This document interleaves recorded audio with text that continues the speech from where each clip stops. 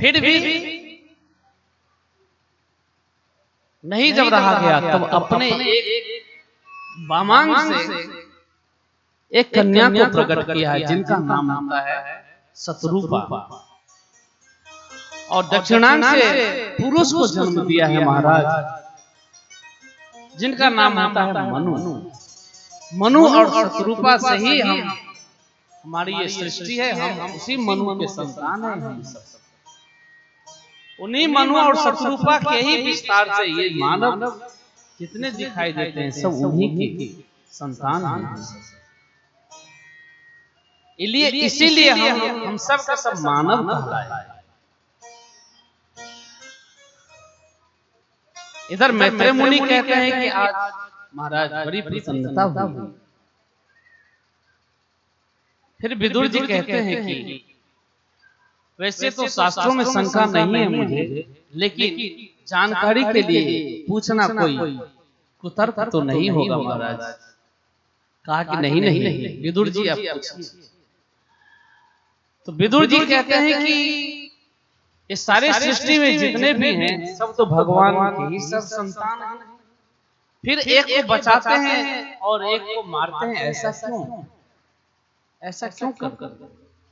मैत्रेय मुनि कहते हैं कि वेद के अनुसार जो व्यक्ति कर्म करता है, वेद के आधार से जो कर्म करता है, सत्कर्म करता है, आचरण करता है, उस सत्कर्म करने वाले व्यक्ति को यदि कोई कष्ट पहुंचाता है तो भगवान स्वयं आकर के उसकी रक्षा करते हैं और कष्ट देने वाले को दंडित करते हैं। भगवान न तो किसी को मारते हैं और न तो किसी को बचाते हैं। जो भी मरते हैं, जो भी बचते हैं, वो अपने कर्म से ही बचते मरते हैं।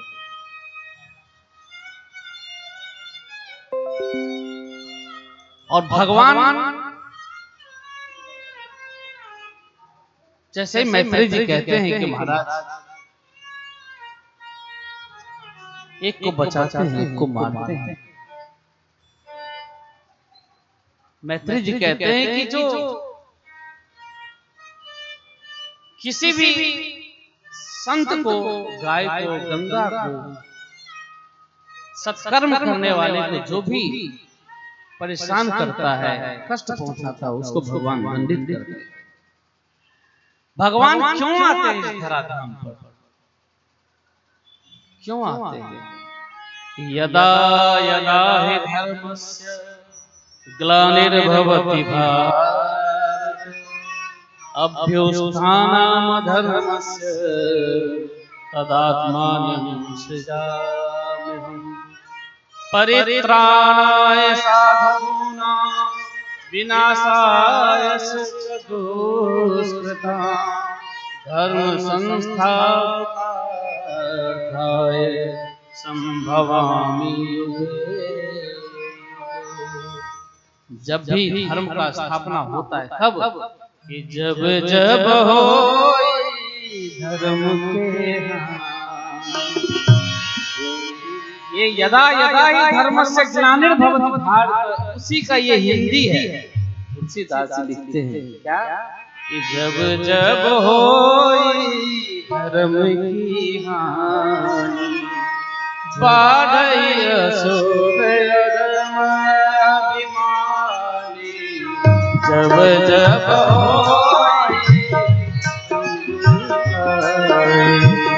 बाढ़ई असुर अधर्म अभिमानी, तब तब धरी प्रभु विविध शरीरा, तब तब धरे प्रभु विविध शरीरा, हरहि कृपा निधि सजगीरा, हरहि कृपा सजगीरा। जब जब होई धर्म की हानि बाढ़ई असुर अभिमानी, बाढ़ई असुर अभिमानी। ये यदा यदा हि धर्मस्य ग्लानिर्भवति भारत अभ्युत्थानामधर्मस्य तदात्मानं सृजाम्यहम्। उसी का ये हिंदी है। यदा यदा मतलब जब जब, यदा यदा ही धर्मस्य मतलब जब जब होई धर्म की बाढ़ई असुर अधम अभिमानी, तब तब धारी प्रभु विविध शरीरा। ग्लानिर्भवति भारत अभ्युत्थानम् अधर्मस्य सदात्मानं श्रीराम।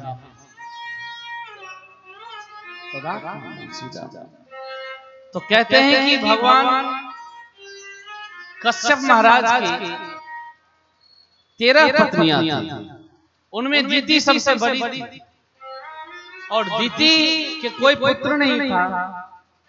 तब दीति के मन में हुआ कि मुझे भी पुत्र होना चाहिए। कश्यप महाराज से जाकर के कहती हैं कि अजी हमारी सभी बहनें पुत्रवती हैं, हमें भी पुत्र चाहिए। पुत्र की कामना से कश्यप महाराज को कहा। कश्यप महाराज ने कहा कि देवी ये समय गर्भाधान का समय नहीं है, उचित समय नहीं है, क्योंकि ये सायंकाल का समय है।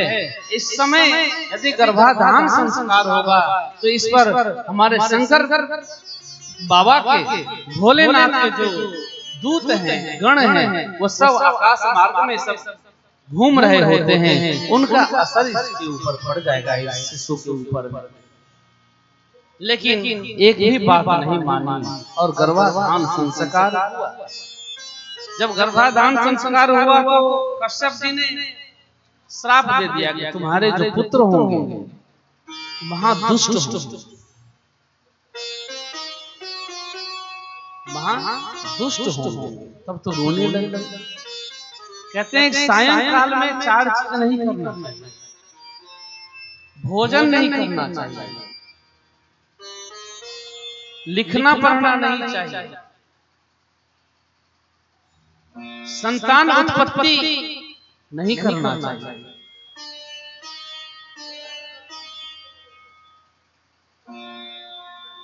और यदि ऐसा कोई करता है, जो भोजन करता है वो उदर का रोगी हो जाता है।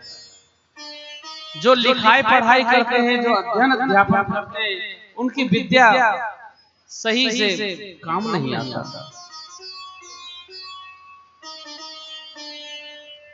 जो गर्भाधान संस्कार करते हैं उनके बालक अच्छे नहीं होते। उस बालक के ऊपर में हवा पानी का असर हमेशा के लिए बना रहता है। इसीलिए 4 चीज से रक्षा होना चाहिए।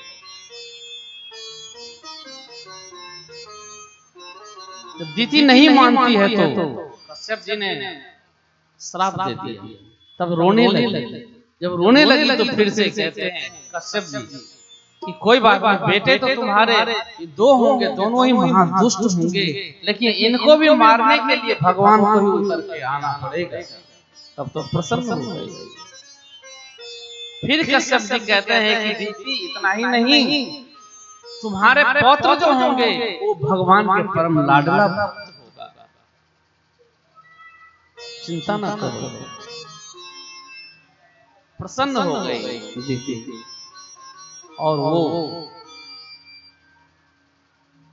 दीदी ने सोचा कि इस बालक को मैं जन्म ही नहीं दूंगा, जन्म होने नहीं दूंगी। तब तो महाराज 100 वर्ष तक ये गर्भ में ही रहे। पूरे सृष्टि में जलन होने लगा, ताप संताप से भर गया, अब अग्नि जैसे बरसने लगा। सब के सब देवता घबराए, दौड़े दौड़े गए भगवान के पास। उन्होंने कहा कि ये हम सब के सब जल रहे हैं महाराज, हमारी रक्षा करो। तब कश्यप जी के कहने से दीति ने दोनों बालक को जन्म दिया, और जैसे ही जन्म दिया तो देखते ही देखते दोनों को बड़ा पर्वताकार हो गया। इसका एक का नाम होता है हिरण्यकश्यप, एक का नाम होता है हिरण्याक्ष। हिरण्याक्ष मतलब क्या? जिसकी आंखें सोने की हो, जिसकी आंख सोने की हो, उसी को हिरण्याक्ष कहते हैं। हिरण्यकश्यप जी का जिसका पूरा शरीर ही सोने का हो, उसको कहते हैं हिरण्यकश्यप। तो एतौ पार्षसो मह्यं जयो विजयो नैव च कदर्थि कृत्यं यदो वहि क्रांतामतिक्रमम्। कहते हैं कि ये दोनों कौन हैं? ये हिरण्यकश्यप और हिरण्याक्ष, ये दोनों कौन हैं? तो ये कोई और नहीं, भोलेनाथ पार्वती जी की कथा सुना रहे हैं। कहते हैं देवी सुनो, ये कोई और नहीं कि जन्म एक दुई कहो बखानी, सावधान सुमति भवानी, द्वारपाल हरि के प्रिय दो, जय और विजय जान सब दो। ये हिरण्यकश्यप हिरण्याक्ष कोई और नहीं, ये भगवान के खास पार्षद जय और विजय। सनकादिक ऋषियों का अपमान कर दिया, भगवान से मुलाकात नहीं करने दिया, उनका दर्शन नहीं करने दिया, तो इन सनकादिकों ने श्राप देकर के इनको 7 जन्म तक का राक्षस योनि प्रदान कर दिया। ये वही हिरण्यकश्यप और हिरण्याक्ष भगवान स्वयं आ गए, कहा कि आपने ठीक किया, लेकिन इसे मुक्ति का मार्ग बताओ। कहा कि यदि आपसे ये द्वेष करेंगे, यदि ये आपसे द्वेष करेंगे तो 3 जन्म में ही ये उद्धार पा जाएंगे, और नहीं तो इनको 7 जन्म राक्षस बनना पड़ेगा।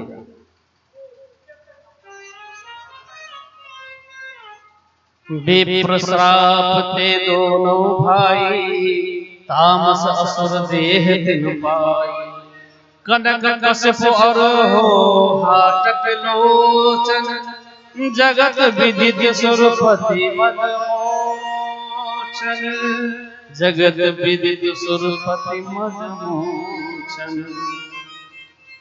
ब्रह्मा जी ने कहा कि मेरे मानस पुत्र 4 हैं, सनक सनातन सनत कुमार, ये चारों भगवान के दर्शन करने के लिए गए, लेकिन श्रापित कर दिया किसको? जय और विजय। अब ब्रह्मा जी ने कहा कि इनको सृष्टि करने के लिए मनु शतरूपा से, मनु महाराज ने कहा कि महाराज कहां सृष्टि करें, पृथ्वी तो है ही नहीं।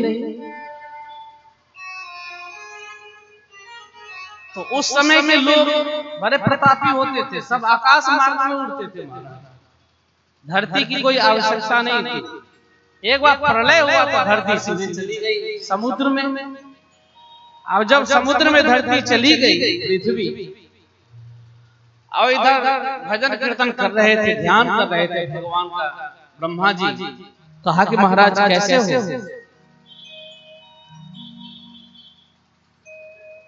जब तक धरती नहीं होगी तब तक सृष्टि, मानवीय सृष्टि हो नहीं सकता।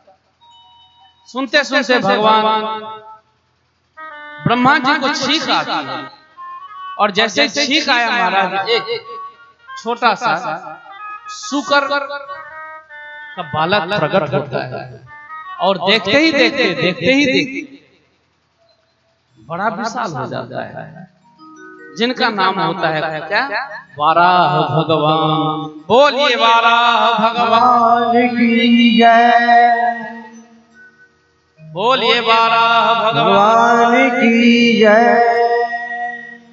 तो भगवान वाराह बड़े विशाल काय हो गए महाराज। इधर अब हिरण्याक्ष जो है सो दिग्विजय करके चल रहा था चारों तरफ, उसके बाजू में खुजली मची हुई थी कि कोई हमसे लड़े। पहुंच गया वरुण देव के पास आके मुझसे युद्ध कर लो। कहा भैया मैं बूढ़ा हो गया, मैं कहां से लड़ सकता हूं भैया, मैं नहीं लड़ सकता, मैं पहले ही हार मानता हूं। फिर चलने लगे, चलते चलते हिरण्याक्ष आया, सामने से नारद जी दिख गए महाराज। नारद जी को पकड़ लिया, कहा कि महाराज सिर्फ बिना ही बजाना जानते हो, कुछ लड़ना भिड़ना आता है? कहा कि भैया मैंने तो आज तक लड़ना भिड़ना सीखा ही नहीं, लेकिन मैं लड़ाना जानता हूं और मैं ऐसा लड़ाऊंगा तुझे कि तेरी जो बाजू की जो खुजली है ना वो हमेशा के लिए मिट जाएगा, दोबारा होगा। कि ठीक है बताओ, मुझे तो ऐसा ही अच्छा चाहिए। कहा कि चले जाओ सीधे समुद्र के किनारे, वहां एक बड़ा विशाल काय मिलेगा, उसी से जाकर के तुम लड़ो। इधर भगवान गए और जाकर के समुद्र में पृथ्वी को लेकर के अपने डार पर आ रहे थे। उसी समय ये बड़ा आ गया पीछे पीछे, बड़ा जी के पीछे पीछे ये हिरण्याक्ष आ गया और बहुत कहने लगा, ए चोर कहां जा रहे हो और मुझसे युद्ध करो। भगवान से कहने लगा, भगवान ने कहा कि हाँ जी महाराज ग्राम सिंह, मैं अभी आया हूं, आपसे दो बात कर लेता हूं। भगवान भी कहते हैं ग्राम सिंह। ग्राम सिंह जानते हैं किसको कहा जाता है? अरे गांव के शेर कौन होते हैं? कुत्ता को बोला जाता है महाराज, वही भौंकता रहता है हमेशा, है ना, उसी को कहते हैं ग्राम सिंह। तो दोनों में फिर से युद्ध शुरू हो जाता है। भगवान खिलाते रहते हैं। इधर देवता लोग त्राही मचा हुआ है सब, ऐसा नहीं कि कहीं नहीं मरे तो हम लोग का दुर्दशा हो ही जाए। अब तो सब देवता कहने लगे कि प्रभु शाम हो जाएगा तो इसका और बल बढ़ जाएगा, इसलिए जल्दी से इस पर कृपा करो, इसको मारो। भगवान देखते देखते एक झापड़ मारते हैं, हिरण्याक्ष को सीधे जमीन पर गिर जाता है और सिर धड़ से अलग हो जाता है, उसका प्राण शून्य हो जाता है। बोलिए बारह भगवान की जय। इधर भगवान चलते हैं, पृथ्वी को अपने डांड पर लेकर के जैसे चलने लगते हैं तो सामने से इधर पृथ्वी के मन में अहंकार आ जाता है। पृथ्वी सोचने लगती है कि देखो मेरे बिना भगवान का भी काम नहीं चलता है। भगवान तो अंतर्यामी है, समझ गए इसके मन में क्या चल रहा है। इसके मन में अभिमान है, इस अभिमान को भी समाप्त करना चाहिए। तो भगवान ने एक लीला करी और वृंदावन का दर्शन कराया। वो पृथ्वी देखती है कि बड़ा सुंदर सा वन है, प्रदेश है, बड़ा सुंदर सुंदर चिड़िया अपनी कोलाहल कर रहे हैं, सुंदर सुंदर वृक्ष हैं, सुंदर सुंदर घर मकान बने हुए हैं, कोठी बने हुए हैं। भगवान से पूछती है कि प्रभु जब मैं आपके डार पर हूं ये दूसरा पृथ्वी कहां से दिखाई दे रहा है? कहा क्या रे पृथ्वी तुझे पता नहीं, इस सृष्टि में सबका प्रलय हो सकता है लेकिन वृंदावन का कभी प्रलय नहीं हो सकता, कभी विनाश नहीं हो सकता। क्यों? क्योंकि वो भगवान का बेडरूम है, भगवान का साक्षात घर है, इसीलिए वहां कोई ऐसा आफत विपत नहीं पड़ता है, कोई अकाल नहीं होता। तब किसी ने मीरा से पूछ लिया कि अरे मीरा तुम तो जहां कहां हर एक तीर्थ में गई हो, कहां कहां गई हो, लेकिन तुम बताओ ना कि सबसे अच्छा तुझे कहां लगा? मीरा कहती है कि आलीरी मुझे लागे वृंदावन, उससे बढ़िया तो कोई लगा ही नहीं। आइए बड़ा सुंदर सा वृंदावन धाम का गुण गा रही है मीरा। वृंदावन धाम अपार रखेगा मेरा, वृंदावन धाम अपार जपेगा मेरा, वृंदावन धाम अपार रखेगा मेरा, वृंदावन धाम अपार जपेगा मेरा, राधे राधे राधे जपे जा राधे राधे, जपे जा राधे राधे, भजे जा राधे राधे। वृंदावन धाम अपार रखे जा राधे राधे, वृंदावन धाम अपार जपे जा राधे राधे। वृंदावन धाम अपार रखे जा राधे राधे, वृंदावन धाम अपार जपे जा राधे राधे। जय हो बोले वृंदावन बिहारी लाल की।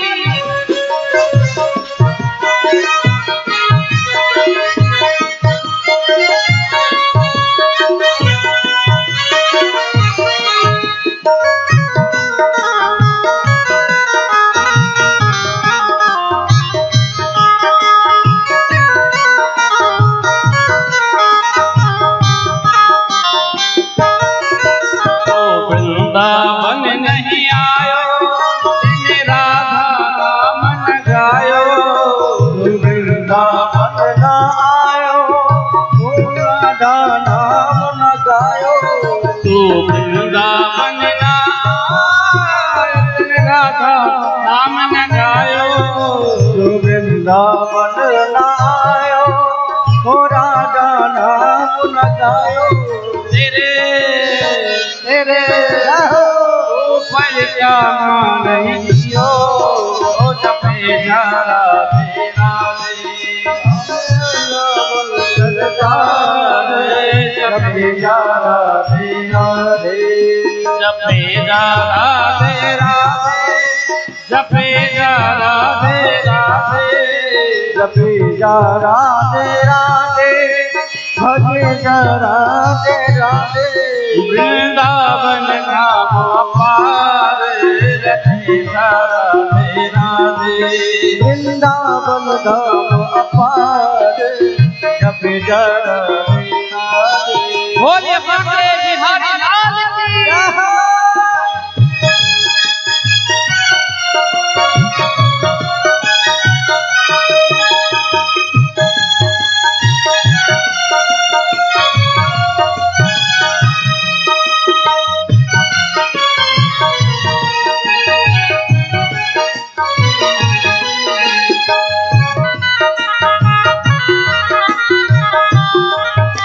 ताली बजाइए, खूब गाइए। एक बार हाथ उठा के सबको बोलिए बांके बिहारी लाल की, वृंदावन धाम की। ये वृंदावन की लीला मत जानो गुरु को लीला, वृंदावन की लीला मत जानो गुरु की चेला। यहाँ ऋषि मुनि गए हार जपे जा राधे राधे, यहाँ ऋषि मुनि गए हार जपे जा राधे राधे, जपे जा राधे राधे, भजे जा राधे राधे, जपे जा राधे राधे, जपे जा राधे राधे। वृंदावन धाम अपार रखे जा राधे राधे, वृंदावन धाम अपार जपे जा राधे राधे। तू वृंदावन नहीं आयो तेने राधा नाम न गायो, जो वृंदावन न आयो हो राधा नाम न गायो। तेरे जीवन तेरे जीवन को धिक्कार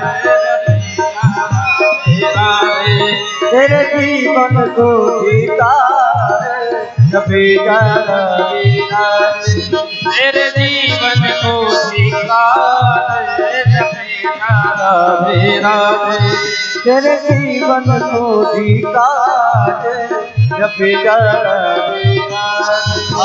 जपे जा राधे राधे, जपे जा राधे राधे, जपे जा राधे राधे, जपे जा राधे राधे।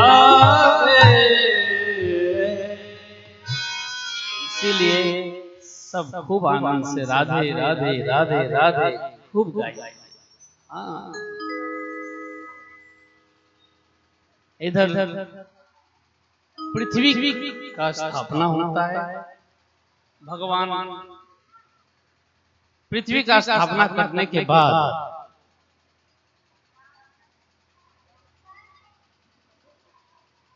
फिर से पृथ्वी जब स्थापना होगी तो ब्रह्मा जी के जितने भी पुत्र थे सब के सब विरक्त हो गए। ब्रह्मा जी के एक और पुत्र हुए जिनका नाम था कर्दम ऋषि। कर्दम का अर्थ क्या होता है? जिसने अपने इंद्रियों का दमन कर लिया हो उसी का नाम कर्दम। महाराज कर्दम ऋषि के ये भी विरक्त हो गए और विरक्त होकर के जंगल में चले गए भजन करने के लिए। जब भजन करने के लिए चले गए महाराज, एक दिन मन में हुआ कि सब के सब ये अपना शादी विवाह करते हैं, आनंद लेते हैं और हम ऐसे ही बाबा बैरागी हो गए। भगवान प्रकट हो गए। भगवान ने कहा कि वरदान मांगो, क्या चाहिए? आके प्रभु अब आपका दर्शन हो गया, अब कुछ नहीं चाहिए। कहा कि नहीं नहीं, आपके मन में जो बात थी वो मैं समझ गया। कहा कि नहीं नहीं प्रभु, अब मुझे कोई लालसा नहीं रहा। भगवान ने कहा कि आपके मन की बात को समझ करके मैंने तो आपकी शादी पक्की कर दी। यदि आप कहो तो मैं मना कर देता। कर्दम जी ने कहा कि प्रभु जब आप कह ही दिए, पक्का कर ही दिए तो कोई बात नहीं, कर लेता हूं, लेकिन मेरी भी एक शर्त है। क्या? एक बालक होगा और एक बालक के बाद मैं फिर से वन में चला जाऊंगा भजन करने के लिए। भगवान ने कहा कि कोई बात नहीं, आप चले जाना, आपके यहाँ मैं स्वयं पुत्र बन करके आऊंगा। अब तो कर्दम जी प्रसन्न हो गए महाराज। विवाह हुआ किनसे? मनु महाराज के 3 पुत्री हुई और 2 पुत्र हुए जिनका नाम आकुति, देवहूति, प्रसूति। आकुति, देवहूति और प्रसूति। और 2 पुत्र हुए जिनका नाम है, एक का नाम उत्तानपाद, दूसरे का नाम प्रियव्रत। तो महाराज भगवान ने कहा कि आपकी विवाह मनु महाराज के द्वितीय नंबर की जो पुत्री है देवहूति, उनसे मैं पक्का करके आया। यदि मनु महाराज आ जाए तो आप शादी के लिए ओके कर देना। कहा कि ठीक है। अब देवहूति जैसे इनके विवाह हो जाता है। मनु महाराज आते हैं और जैसे ही आते हैं तो कर्दम जी से अपने पुत्री का विवाह करते हैं। कर्दम जी देवहूति जी से विवाह करने के बाद 40 वर्ष तक समाधि में चले गए। तो 40 वर्ष तक समाधि में चले गए तो इधर देवहूति जी उनकी खूब सेवा करते हैं। देखिए, पत्नी का अर्थ ही है कि पति की सेवा करना। आजकल की पत्नी होती तो महाराज कब को भाग गई रहती, नहीं? लेकिन ये तो उस जमाने की पत्नी है। 40 वर्ष तक बूढ़ी हो देवहूति जी, बूढ़ी हो गई, सेवा करते करते। जब 40 वर्ष के बाद उनका जब समाधि टूटता है तो देखते हैं कि सामने एक बूढ़ी माता कोई सेवा में लगी हुई। पूछते हैं कर्दम जी, आप कौन हैं? कहा कि प्रभु आप याद करो, आज के ठीक 40 वर्ष पहले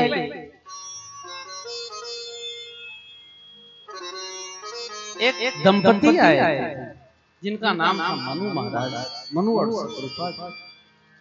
उन्होंने अपनी पुत्री का विवाह आपके साथ किया था। हाँ देवी, याद तो आ रहा है, पर आप तो देव में वही देवहूति, मैं वही हूँ, आपकी पत्नी। कहा अच्छा आप यहीं रही जब हाँ कहाँ जा जब मेरे पिता आपके लिए सौंप दिया तो फिर मेरा घर क्या, मेरा तो आपके साथ ही मेरा जीवन। करदम जी ने कहा कि देवी आप चली जाती अपने पिता के घर कुछ दिन के लिए।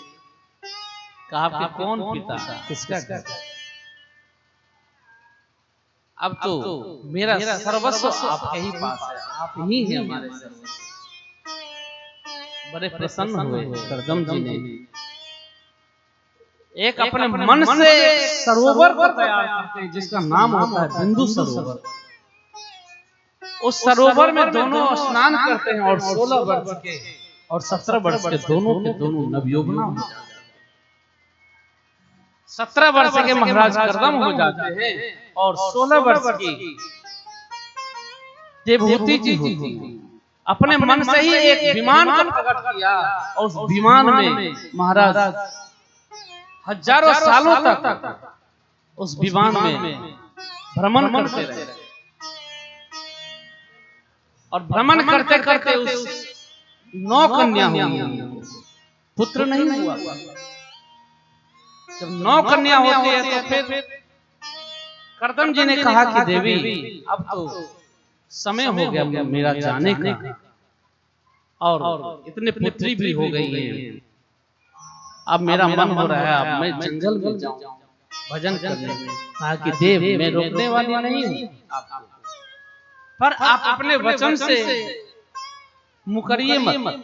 कहा कि क्या मतलब? कहा कि हाँ आपने स्वयं कहा कि एक पुत्र होने के बाद मैं वन में चला जाऊंगा। तो पुत्र तो हुआ नहीं, पुत्री हुआ और मैं इनकी शादी विवाह कहां करूं? तब महाराज कुछ ही दिनों के बाद भगवान कपिल देव का जन्म होता है देवहूति माता के गर्भ से। बोलिए कपिल देव भगवान की जय। अब कपिल देव भगवान का दर्शन करने के लिए ब्रह्मा जी अपने 10 पुत्रों के साथ आते हैं, ऋषियों के साथ, और 9 कन्या का विवाह 9 ऋषि के साथ कर देते हैं महाराज। और कपिल देव जी का दर्शन करके वहां से सीधे वन की ओर चले जाते हैं। करदम जी भी वन की ओर चले जाते हैं। इधर देवहूति माता अपने पुत्र का बड़ा श्रृंगार करके स्नान ध्यान करा के श्रृंगार करा कर सुंदर से व्यासासन बनाते हैं, बना करके विराजमान कराया। कपिल देव जी ने कहा कि माँ ये क्या कर रही हैं आप? कहा कि पुत्र मैं जानती हूँ आप कोई और नहीं, आप स्वयं भगवान हैं, इसीलिए मैं जो कर रही हूँ वो ठीक कर रही हूँ। आसन पर बैठा करके भगवान से पूछती हैं, प्रश्न कर दिया कि ये देव ये कब मन इतना चंचल है कि कभी मानता, ये भोगों से ये तृप्त नहीं होता, इसका क्या उपाय है? कि मन बड़ा चंचल है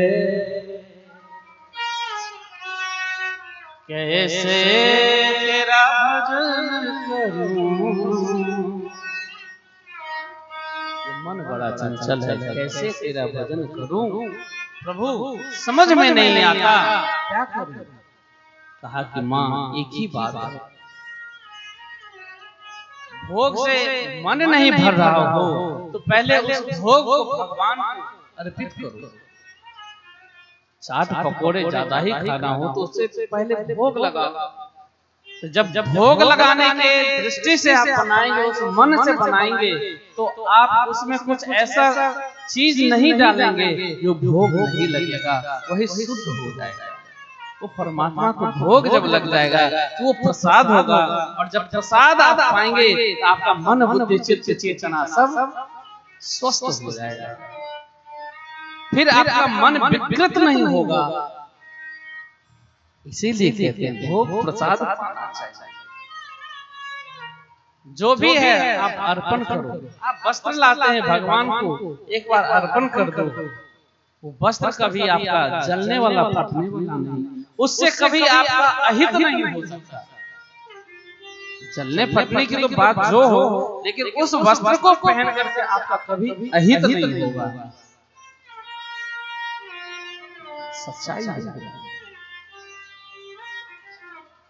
भरपूर जब ज्ञान देते हैं कपिल देव महाराज, माँ देवहूति सुनते सुनते सुनते सुनते 10वीं भक्ति में 9वीं भक्ति के बाद एक और भक्ति आती है 10वीं भक्ति। और जब 10वीं भक्ति में व्यक्ति पहुंचता है तो सारा शरीर जल में प्रवाहित हो जाता है और माँ देवहूति का शरीर जल में प्रवाहित होकर के सीधे गंगा सागर की ओर चली। इधर कपिल देव भगवान उसी गंगा सागर का आचमन करते हैं, आचमन करके अपने आश्रम को चले जाते हैं। बोलिए कपिल देव भगवान की जय, आज के आनंद की जय। कथा तो अभी और है, लेकिन अब समय आगे बढ़ने के लिए मना कर रहा है। यदि आप लोग कहें तो आगे बढ़ो, तो सती जी का विवाह करा दे एक बार, लेकिन लग जाएगा 1 घंटा, याद रखना। करूं? सब मिलकर के एक बार जोरदारी से जय जयकार करिए। बोलिए बाल कृष्ण लाल की जय, की जय, आज के आनंद की जय। आप लोग भी स्वीकृति दे रहे हैं क्या? पीछे वाले भाई भाई 1 घंटा लेंगे नहीं, ज्यादा से ज्यादा 15-20 मिनट प्रयास करेंगे कि जल्दी से जल्दी हो जाए। मनस्तु शतरूपायां तिस्र कन्या आकुति देवहूति प्रसूति रीति विश्रुता। माता देवहूति का वंश आगे नहीं चला, यहीं पर विश्राम हो गया। अब आकुति देवहूति और प्रसूति, प्रसूति नाम की जो बहन थी वो दक्ष प्रजापति के साथ ब्याही गई। आकुति का विवाह रुचि प्रजापति के साथ हुआ। उन्हीं के यहाँ भगवान यज्ञ का प्रादुर्भाव हुआ। यज्ञ का विवाह दक्षिणा के साथ हुआ है ना। दक्ष प्रजापति प्रसूति का विवाह दक्ष प्रजापति के साथ हुआ। दक्ष प्रजापति के ही यहाँ महाराज भगवती सती का जन्म होता है। जब सती का जन्म होता है तो बड़े लाड़ प्यार से पालते हैं, बड़े प्रसन्न होते हैं, सबके सब आनंदित होते हैं। एक समय के बाद शंकर भगवान से विवाह होता है सती जी का, और इधर सभी देवता मिलकर दक्ष को प्रजापतियों का राजा बना दिया जाता है। अब प्रजापति का राजा दक्ष ने इतने अभिमान में आ जाता है महाराज कि एक बार सभा रखा अपने यहाँ। सभा में सबको बुलाया और भगवान भी आ गए, भोलेनाथ भी आ गए, ब्रह्मा विष्णु महेश सबके सब आ गए, सभी देवता सब आ गए, देव धनुष सबके सब आ गए। और इधर से महाराज आवाज आते हुए वो क्या कहते हैं उसको, मेरा नेता कैसा हो दक्ष प्रजापति जैसा हो, मेरा नेता कैसा हो दक्ष प्रजापति जैसा हो। जोरदारी से आवाज लगाते हुए सबके सब आ रहे थे। थोड़ा लेट होने के कारण से भोलेनाथ पीछे पीछे बैठे हुए थे महाराज। उनको समाधि आ गई, तुरंत अपने भगवान के भजन में समाधि में लग गए। इधर आता है आवाज करता हुआ दक्ष, आकर के आसन पर खड़ा हुआ समान। अब जितने वहां के देवता सबके सब सम्मान करने लगे, हाथ जोड़ने लगे, चारों तरफ नजर उठा के देखा कि सब सम्मान करने लगे हुए हैं, लेकिन कौन मेरा सम्मान नहीं कर रहा। बस जैसे ही आगे की ओर देखता है पीछे तो वहां शंकर भगवान नेत्र बंद करके बैठे हुए थे भजन। इतना क्रोधित होता है महाराज दक्ष, इतना क्रोधित होता है कि कहा कि अच्छा ये शंकर मेरे सम्मान में खड़ा नहीं हुआ, बहुत उल्टा सीधा कहने लगा, गाली गलौज करने लगा कि ये समाज में रहने लायक आदमी नहीं है, ये कभी समाज में रहा नहीं है, ये तो भूतों की टोली में रहने वाला, तो इस समाज में लाया कौन? मैं तो अपने पुत्री का विवाह कर दिया, लेकिन मुझे क्या मालूम ये मरकट जैसे आंखों वाला के साथ मैंने अपनी पुत्री का विवाह कर दिया।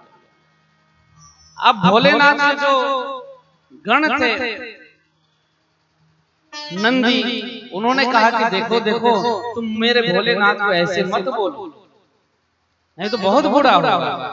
कहा कि बहुत डांट फटकार होने लगा, सरापा प्रारंभ हो गया।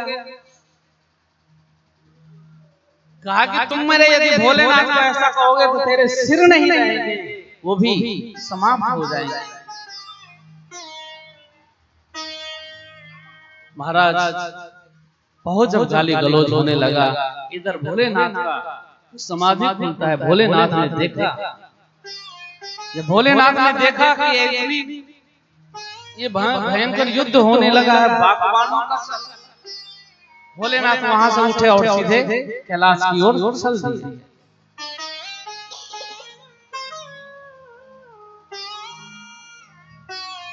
जब कैलाश की ओर चल दिए तो महाराज कुछ समय के बाद भोलेनाथ को अपमानित करने के लिए एक यज्ञ रखता है।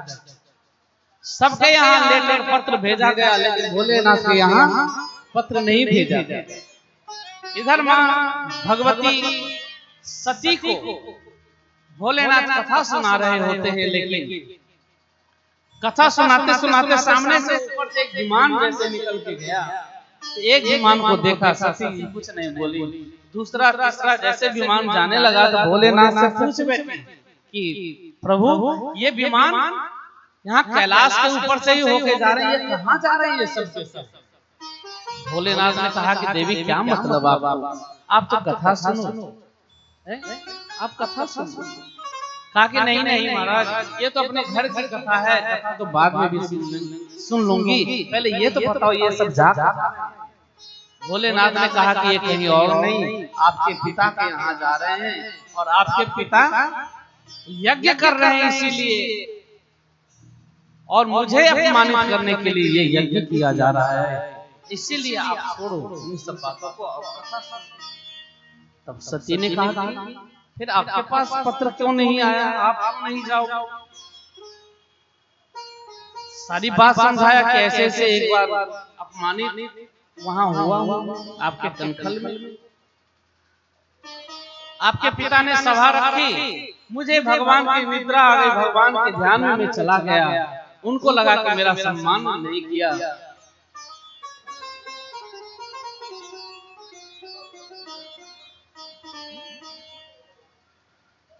बस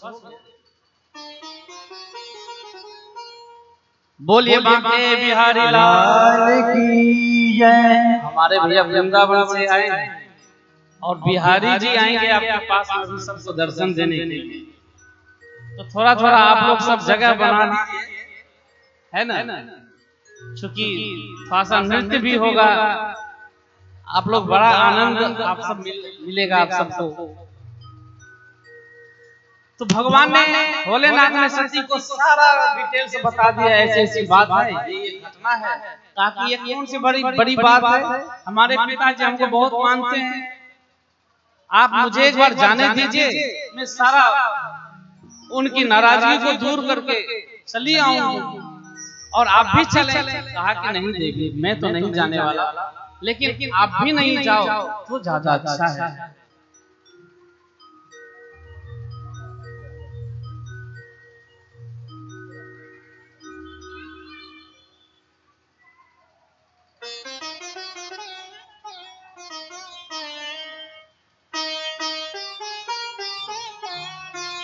तो सती ने कहा कि भोलेनाथ आप मुझे आज्ञा दीजिए जाने का। सती ने कहा कि देवी जाना आपका ठीक नहीं है, मत जाओ, लेकिन नहीं मानती है और जाती है। जब जाती है तो वहां क्या देखा कि जितने वहां के दरबान सिपाही थे सबके सब सती को देख करके मुंह फेर दिया। और जैसे मुंह फेर लिया तो आज सती को हुआ कि आज क्या बात है, मेरा अटैची कोई लेने नहीं आ रहा है, मेरे सम्मान में कोई खड़ा नहीं हो रहा है, सब मुझे देख करके अपना मुख फेर रहा है, ये क्या हो गया। जाती है सती, और जैसे ही जाती हैं तो आज बहनें सब मिली, लेकिन बहनें सब मिल करके ऐसा ने हाल समाचार नहीं पूछती, उल्टे व्यंग करती है, अरे आ गई तुम और वो नहीं आए। अरे वो कौन होता है, वो क्या होता है जो सब दिन जीजा जी कह रहे थे, आज वो हो गए। अरे कुछ घर मकान बना लिए कि शमशान में ही रहती हो। अरे कुछ तीसरा चौथा और प्रश्न कर दिया तीसरी बहन ने, अरे कुछ कपड़े उपड़े पहनना सीख लिए हैं, आकि वैसे नंग दरंग ही रहते। किसी से कुछ नहीं कहा सती ने, लेकिन वहां एक मां ने आकर के गले से लगाती है मां और कहती, बेटी मैं तो तेरा ही इंतजार कर रही थी, तू आ गई, मेरा मन संतोष हो गया। इतना कह करके मां सती अपनी माता से मिलती है और सोचती है कि आज क्या हो गया। पिता भवन जब गई भवानी, दक्ष त्रास काहू न सम्मानी। दक्ष ने सबको त्रास दे दिया कि खबरदार, यदि शंकर से लगा हुआ कोई भी व्यक्ति यदि यहाँ आ जाए तो उसका यदि कोई मान सम्मान कर दिया तो उसको सिर धड़ से अलग कर दूंगा। इतना सादर भलई मिली एक माता, भगनी मिली बहुत मुस्काता। दक्ष कछु पूछी ना कुशलाता, सीत ही सती ही बिलो की जरे। दक्ष ने देखा, वो भी मुंह फेर के खड़ा हो गया और देख लिया कि ये सती यहाँ मुंह देख कर खड़े हो गए। तब जाती है सती दक्ष के उस यज्ञ मंडप में और जा करके देखती है, सती जाय रे तब जागा, कतहु न दीख शंभु कर भागा। तब चित चढ़े जो शंकर कह, प्रभु अपमान समझ हृदय। तब मन में आया, याद आ गया कि मेरा भोलानाथ कह रहा था कि नहीं जाओ, लेकिन मैंने उसकी बात नहीं मानी। अब तो मैं कहीं की नहीं रही, इधर पिता ने भी मुझे त्याग दिया, अब किस मुख से मैं अपने पति के पास जाऊंगी। इतना कहते कहते सोचते सोचते इतना क्रोध आता है, अपने पिता से भी कहते कि मैं आपकी पुत्री, आप मेरे ऐसे पति से आपने विरोध किया है जो शिव है, दो अक्षर का शिव के नाम लेने मात्र से किसी का कल्याण हो जाता है सबका। आप उससे द्रोह किया है, आप कभी बचने वाले नहीं। मैं भी अपने शरीर को यहाँ नहीं रखूंगी, क्योंकि आपके शुक्र से मेरा जन्म हुआ है। मैं इस शरीर को नहीं रखना चाहती हूँ। और जितने वहां थे यज्ञ देवता सबको कहा, पूषा से कहा, भृगु से कहा कि आप हमारे पिता महाराज को नहीं समझा सकते थे, हमारे पति का अपमान किया है इन्होंने, किसी का कल्याण होने वाला नहीं है। और अपने पांव के अंगूठे से वहीं पर धरती में कूदती है और वहां से योगाग्नि प्रकट करती है कि यश कही योग अग्नि तनुजारा भय सकल मकुहार। अस कही योग अग्नि तनुजारा भय सकल मकुहार। अस कही योग अग्नि तनुजारा भय सकल मकुहार। अस कही योग अनुजारा भयो सकल मकुहार, भयो सकल मकुहार, भयो सकल मकुहार। महाराज इतनी अग्नि धू धू करके अग्नि प्रज्वलित होती है, उसी में माँ भगवती सती अपने शरीर को वहीं समाप्त कर लेते हैं। भैया साउंड सही कीजिए। अच्छा साउंड था और है, ऐसे ही बना के रखिए आप, बरकरार रखिए। अब जैसे ही सती का शरीर शांत हुआ महाराज, त्राय त्राय मच गया पूरे समाज में। इधर नारद जी जाते हैं भोलेनाथ के पास में, शंकर भगवान के पास में, और जाके कहते हैं कि बाबा माता कहाँ है? भोलेनाथ ने कहा कि माता गई है अपने पिता के यहाँ। नारद जी ने कहा कि गए हैं नहीं, गए थी।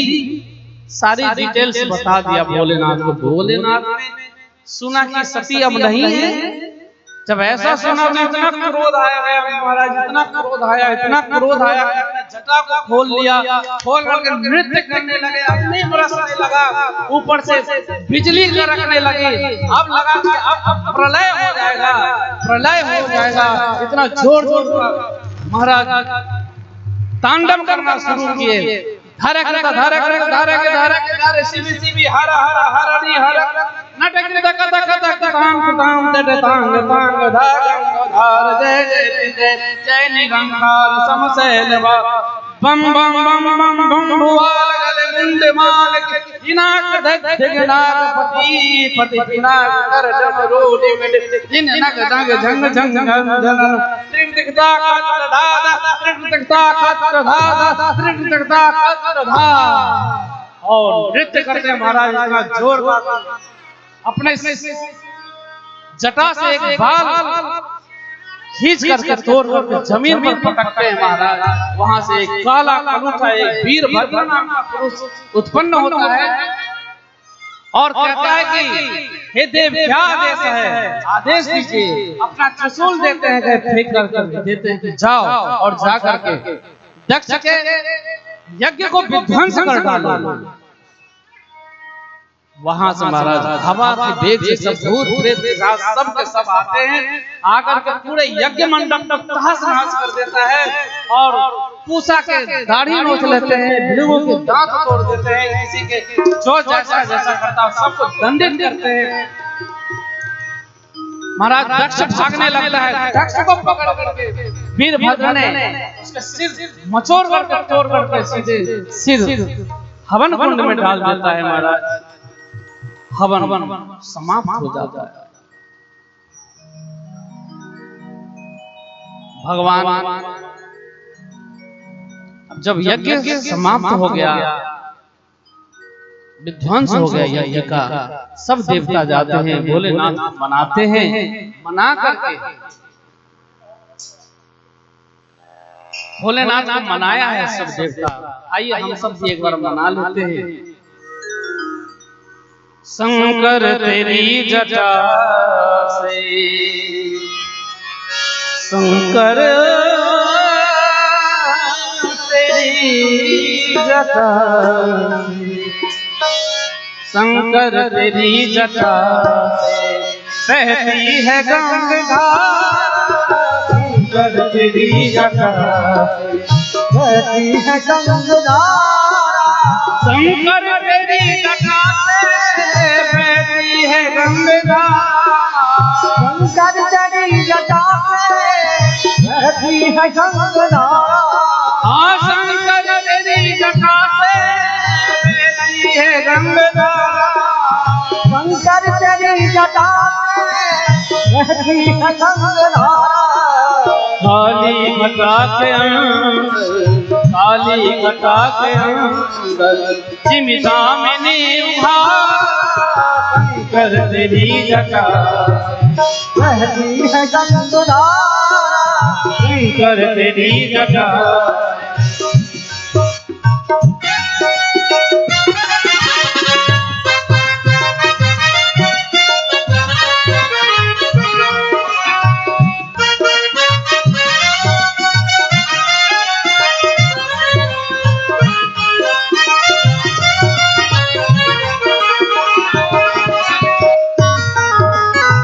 ताली बजा के गाइए।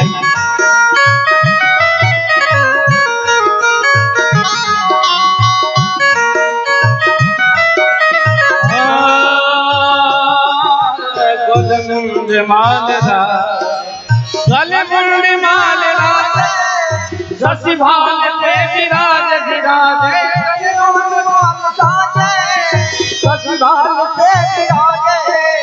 डमरू निनाद बाजे डमरू निनाद बाजे सर में त्रिशूल धार कर तेरी जटा रहती है गंगा मृग चरण वसन धारी ऋषिराज पे सवारी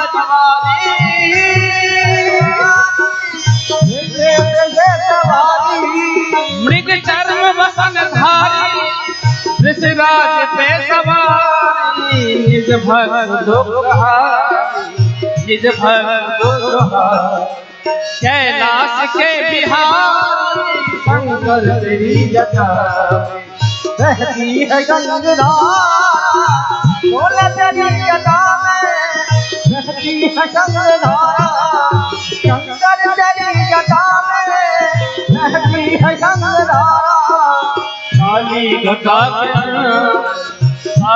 घटा के अंदर चिमिदामिनी उधारा शंकर तेरी जटा से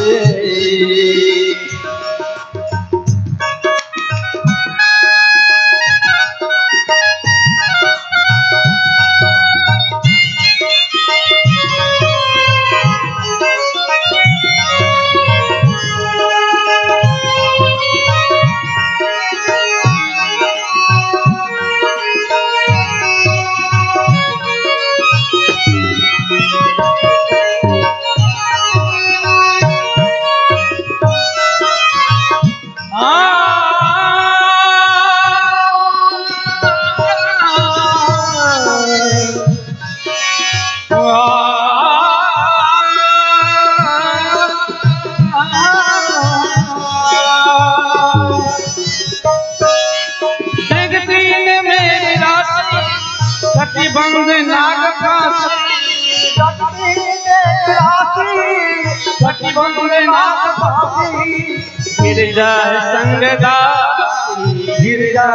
संगदासी सब विश्व के आधार तेरी जटा रहती है गंगा आज उठा के एक बार शंकर तेरी जटा से बहती है गंगाधारा तेरी जटा से बहती है गंगा शंकर तेरी जटा से बहती है गंगाधारा शंकर तेरी जटा से बहती है गंगा काली घटा के अंदर उजाला शंकर तेरी जटा बहती है गंगा काली घटा के अंदर चिमिदामिनी दामिनी उजाला भरपूर करुणा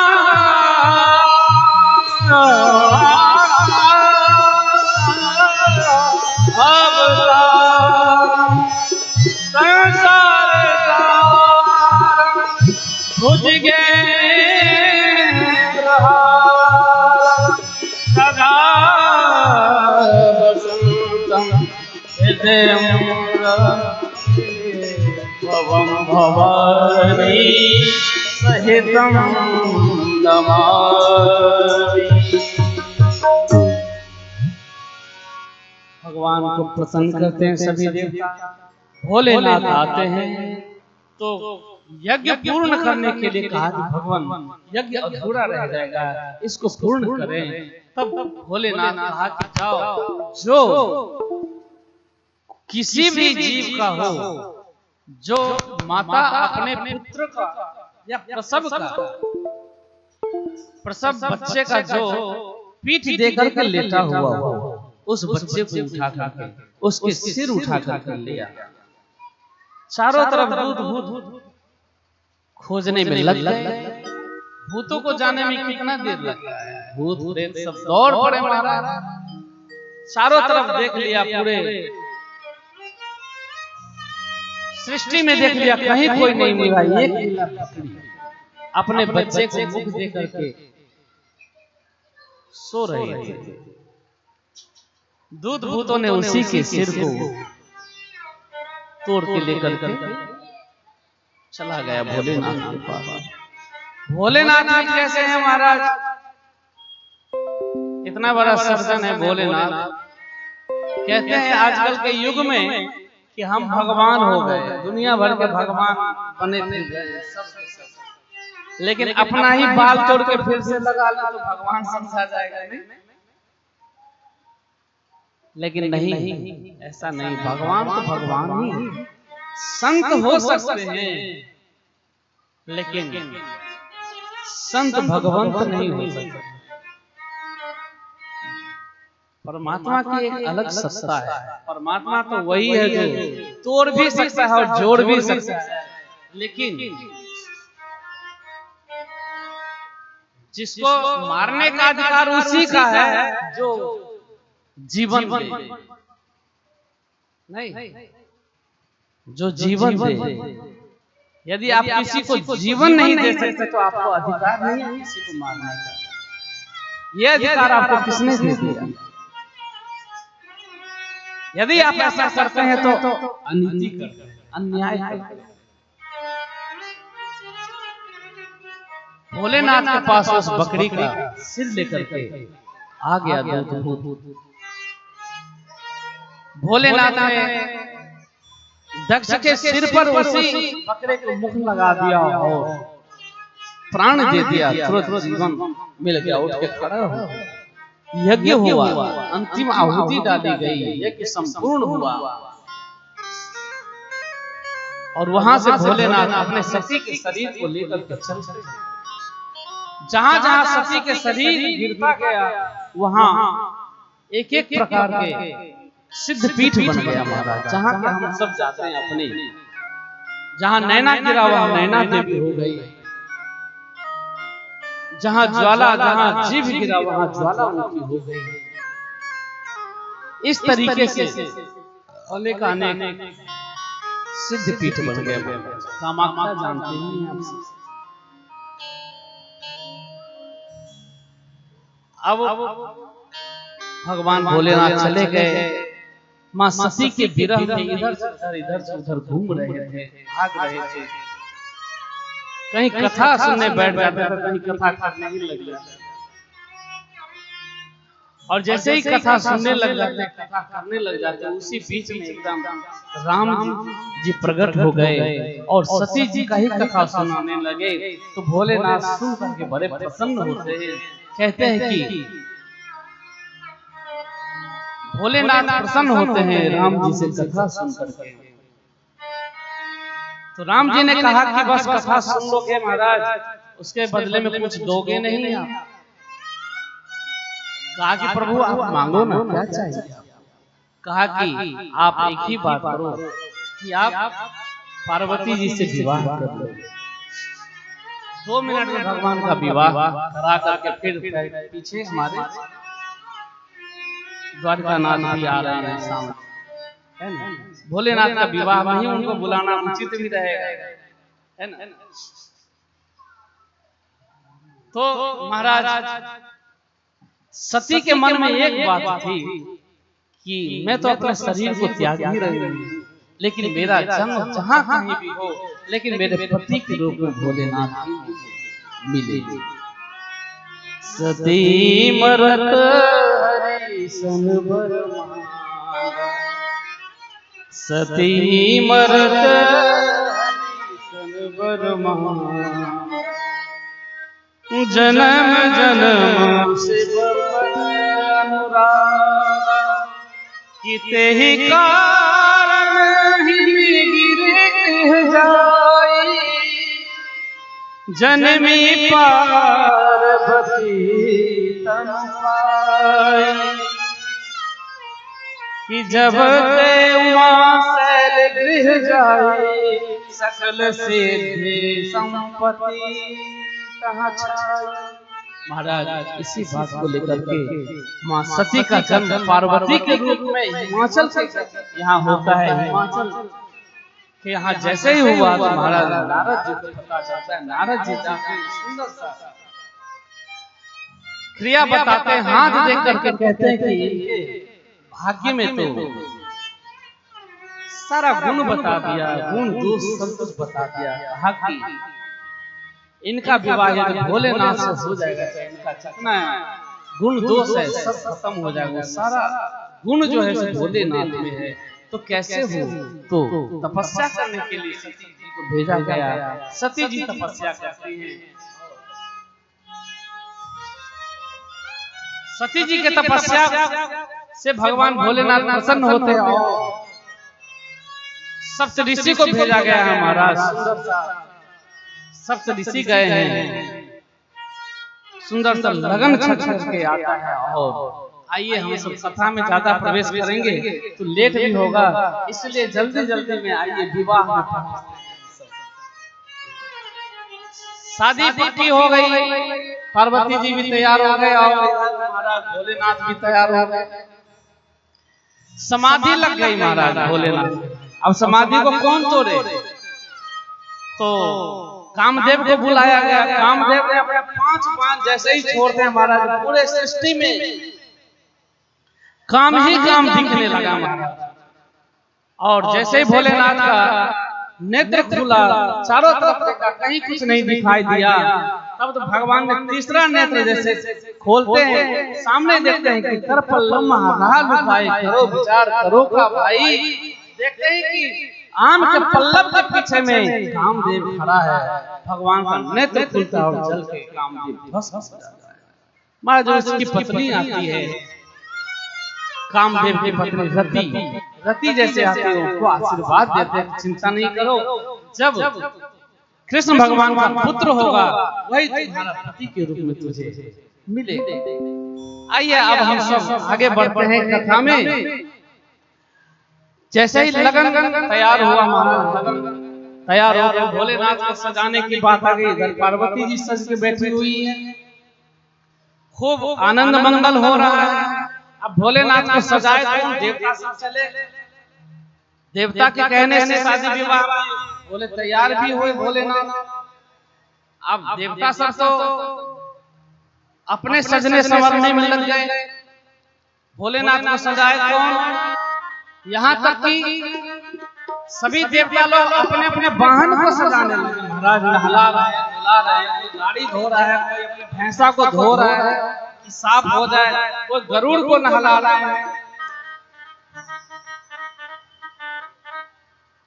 पुष्पक विमान सजा रहे हैं महाराज कुबेर जी। इधर भोलेनाथ को कौन सजाए? कोई आ ही नहीं रहा है। तो नंदी ने कहा कि बाबा अब कोई देवता आने वाला नहीं है सजाने के लिए, आपको चलो हम ब्यूटी पार्लर में ले चलते हैं। मधुबनी में बड़ा सुंदर ब्यूटी पार्लर है, वहीं ले चलते हैं आपको। हाँ, मानसी लाल के बगल में एक सुंदर सा ब्यूटी पार्लर है, वहीं ले चलते हैं, वहीं आपको सजाया जाएगा। अब वहां जब गए सब लेकर के भोलेनाथ को, तो वो भी बंद ही मिला।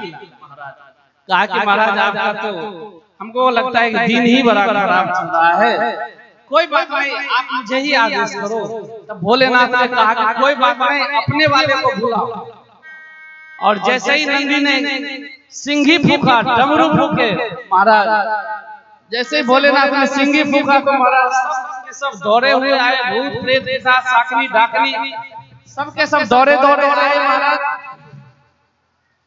अब ऐसे भूत प्रेत के साथ किसी का हाथ है तो पाँव नहीं, पाँव है तो हाथ नहीं, किसी के सर है तो धर नहीं, धर है तो सिर नहीं, कोई लुढ़कता हुआ आ रहा है, कोई दौड़ता हुआ आ रहा है, कोई सिर के बल आ रहा है तो कोई किसी का हाथ छोटे हैं तो किसी के पाँव बड़े हैं, किसी को लंगड़ता हुआ कोई आ रहा है। अब तो जय जयकार मचने लगा महाराज। कहा गया भोलेनाथ का श्रृंगार करो। कैसे हो श्रृंगार? तो जैसे ही कहा श्रृंगार के लिए क्या क्या होता है, तो कहा कि भैया पहले लड़के का मुकुट बनाओ। अब मुकुट कहाँ से लाया जाए? तो गया 4-5 भूतों को कह दिया जाओ बढ़िया से पतला पतला सर्प उठा के ले आओ। इतना सर्प उठा करके ले आए, सबका सिर बांध दिया गया और बाबा के जटा के ऊपर में रख दिया गया। किसी को लगा कि हाँ मोड़ वाला चाहिए, मोती वाला, लड़ी वाला बना दिया बढ़िया फर्स्ट क्लास। अब कहा कि भैया कंगन भी चाहिए, बाजू भी चाहिए, बाजू बंधा, सब सांप को बांध के फर्स्ट क्लास चकाचक बना दिया। अब तो महाराज किसी को ये पता नहीं था कि लड़का को मला जाता है, पीला मला जाता है, उजला मला जाता है, कि काला मला जाता है, ये किसी को नहीं। भूत प्रेत को क्या पता। वो गया शमशान में जाकर के इतना शमशान से ले आया, राख ले आया, राख ले आकर भोलेनाथ के ऊपर में डाल दिया। भोलेनाथ ने कहा अरे ये क्या कर रहा है, ये क्या कर रहा है? आगे चुप रहो, तुमको पता नहीं है, हम आपको दुल्हा बना रहे हैं। कहा अरे भैया ठीक है कोई बात नहीं। एकदम शमशान का वो राख ले आकर मल दिया पूरा शरीर में, एकदम चकाचक हो गए भोलेनाथ। अब बाबा को बाघछाला चाहिए, बाघछाला पहन के चलेंगे बाबा। तो बड़ा सा लंबा सा सांप एक ले आया और बाबा के कमर से बांध दिया। और कमर से जैसे बांधा महाराज, सांप से कह दिया कि देखो तुम सरकना नहीं, यदि कहीं तुम सरक गए तो बात बहुत गड़बड़ हो जाएगी। नहीं नहीं नहीं, मैं सरकने वाला नहीं। बाघछाला बांध के कस के बांध दिया सर को। अब कहा कि जनेऊ भी चाहिए महाराज, और लंबा सा सांप लाया कहीं से, जनेऊ बांध दिया लपेट करके। अब माला चाहिए तो कई सर्पों को ले आया, उठा के बांध दिया गले से। लगे महाराज एक सर्प ने देखा, एक भूत ने देखा कि दुल्हा को टीका लगा है। तो टीका अब लाल लगता है कि काला लगता है क्या मालूम। गया शमशान में से कोयला लाया, घींच के बाबा को लगा दिया। बाबा ने कहा अरे ये क्या कर रहे हो, चुप रहो नजर लग जाएगी, इसीलिए नजर उतार रहा। हाँ नजर उतार रहा। चलो कोई बात नहीं, अब तो तैयार हो गए।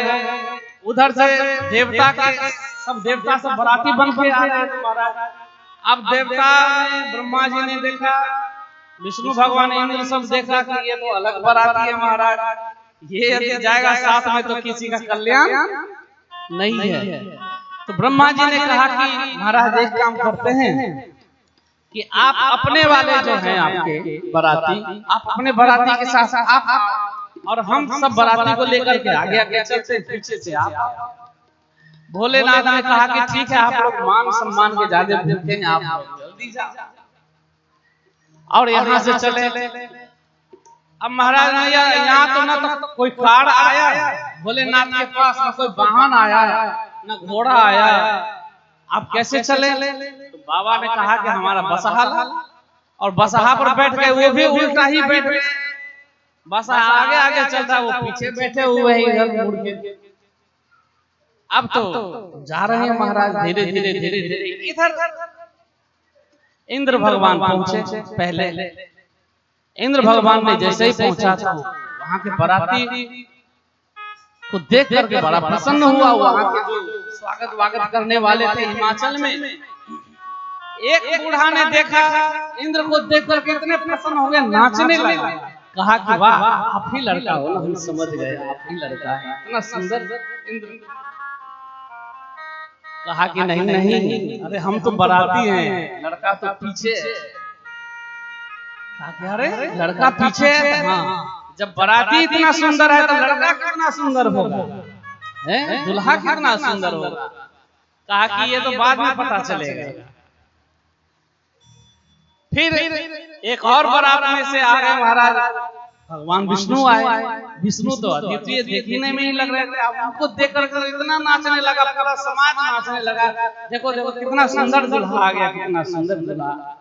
जाकर के एक बूढ़ा पूछता है कि कान में, महाराज आप ही है ना दुल्हा। क्या कह रहे, मैं दुल्हा नहीं हूँ, मैं तो बाराती हूँ, दुल्हा तो पीछे है। अब तो इससे रहा नहीं गया, बूढ़ा से एकदम ढोल नगाड़ा पीटने लगा। जिसके बराती इतने सुंदर सुंदर हो तो दुल्हा कितना सुंदर होगा। तब तक आ गए महाराज। उसके बाद में कौन?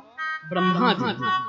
ब्रह्मा जी को देख करके दाढ़ी वाड़ी था तो कहा कि हम समझ गए आप लड़का के बाप हैं।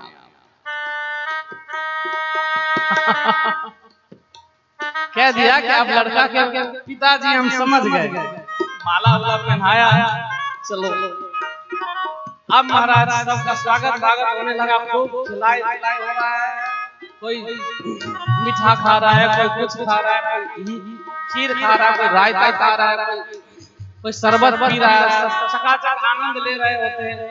अब एक बाराती, एक सराती जो है उस बारातियों का मान सम्मान में शरबत पिला रहा। तो शरबत पिलाते पिलाते सामने से देखा ये भूत प्रेत पिशाच सब आ रहा है, ये क्या है? अब ऐसे बाराती आ रहे हैं महाराज, न तो सिर है, न तो हाथ है, न तो कुछ है। कोई हाथ ही हाथ चलता हुआ आ रहा है, कोई पाँव पाँव दौड़ता हुआ आ रहा है, कोई सिर ही ढुलकता हुआ दौड़ता हुआ आ रहा है, किसी का घर आ रहा है खाली, और नाचते कूदते आ रहे हैं भोलेनाथ। तो वो जो शरबत जो दे रहा था, तो शरबत इधर उधर गिरने लगा, देते देते उसका नजर वहां चला गया।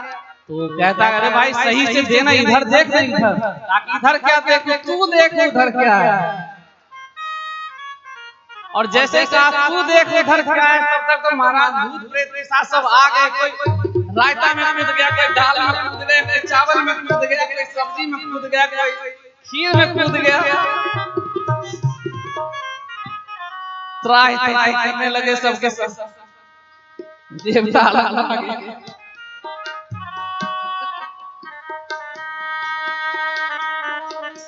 देवता अलग भागे कि अब मान सम्मान नहीं हो सकता, भागो जल्दी से। सबके सब जन्माशा में गए। इधर भूत प्रेत के साथ सब आकर के सब दाल सब कढ़ी तढ़ी सबको खा पी के सत्य कर दिया। सब एक दूसरे में कूद गए। जितने बूढ़े वहां पर मान सम्मान में, कुछ बूढ़े सब चश्मा लगाए हुए थे, किसी का कोई पावर, किसी का कोई पावर।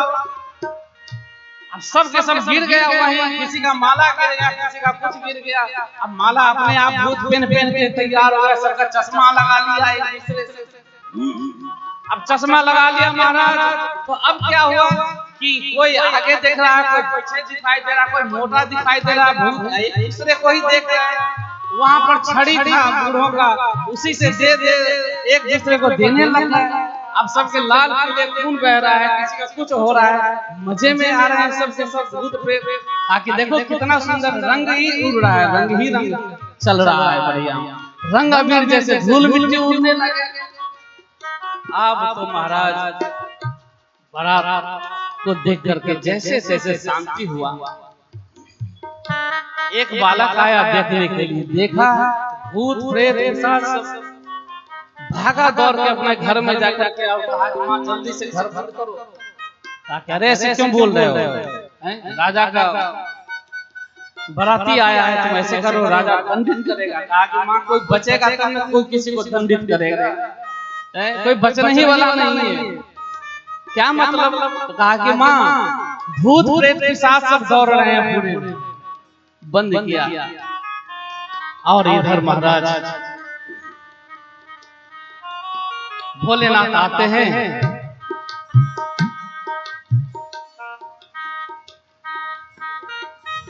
जैसे ही आते हैं तो माँ मैना आती हैं आरती करने के लिए भोलेनाथ। और जैसे ही आरती करने के लिए आती हैं तो सामने से सर्प ने फुफकार मार दिया है, जिसके कारण से थाली गिर जाता है। मैना भी दौड़ती हुई गिरती पड़ती भागती है वहां से और कहती है, नारद को बड़ी गाली देने लगी। देखो ऐसा नारद मेरे फूल सी बिटिया को कहाँ ये बबूल के कांटे पर लगा दिया, ये क्या जाने गया? वो तो खुद बांझ है, उसको तो कोई शादी विवाह नहीं, वो बांझ क्या जाने किसी की पीड़ा को। बहुत सारे गालियां सुनाते हैं। तब तक तो नारद जी भी आते हैं उधर से, और आ करके जब जैसे नारद जी को देखा तो मैना से रहा नहीं गया, 100 गाली दिया। शिशुपाल ने तो 101 पर तो उसका सिर धड़ से अलग हो गया। मैना जी तो नारद जी को 100 से 150 तक गाली पहुंचा दिया। जब थक गई गाली देते देते, जैसे ही जब थक गई तो नारद जी ने कहा कि मैं एक बात बोलूं, यदि तुम्हारी आज्ञा हो तो मैं कुछ बोलूं। कहा कि हाँ, अब जो भी कुछ बाकी है वो भी पूरी कर लो, अब बचा ही क्या है? मैंने आपके ऊपर विश्वास किया, सुंदर दुल्हा हमारी बिटिया के लिए आपने तो कहां से ले आए, बोल रहे हो। तब नारद जी ने कहा कि तू जानती है ये तुम्हारे गोद में जो ये बैठी है ये कौन है? कि कौन है? ये हमारी बेटी है, हम मां है। कहा कि नहीं अपीति तू इसकी बेटी है, ये जो तेरे गोद में है ये तो जगत जननी भगवती मां पार्वती है। तुझे तो अपना एक मान सम्मान दिया है कि तू इसकी मां है, अन्यथा तो ये तो जगत जननी, जगत की माता तो ये है और ये कोई और नहीं, भोलेनाथ इन्हीं का पति है। एक जन्म से नहीं कई जन्मों से। तू क्या करेगा? तुझे तो मान सम्मान करने का ये मौका दिया गया। जब इतना माना है, इतना सोचा, इतना जब सुना, तब तो चरणों में गिर गई है, अपना बिटिया के ही चरणों में गिर करके बड़ी रोने लगी, बेटी माफ करो।